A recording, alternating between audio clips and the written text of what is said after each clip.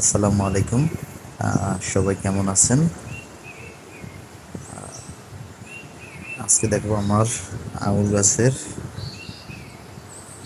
মাচা তৈরির একটি ভিডিও।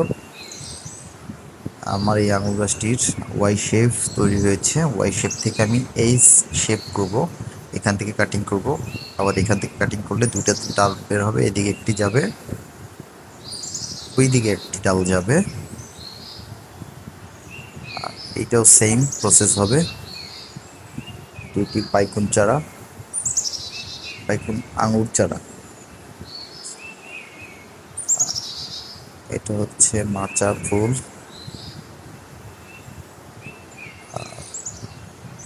এখান থেকে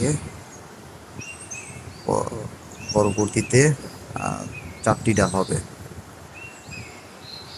চারটি। আর পরবর্তী আপডেট আপনাদেরকে জানানো হবে। সবাই আশা করি ছাদ বাগানে আঙুরের চাষ করতে পারেন, মানে চাষ না, আঙুরের বাগান করতে পারেন। সবাইকে ধন্যবাদ।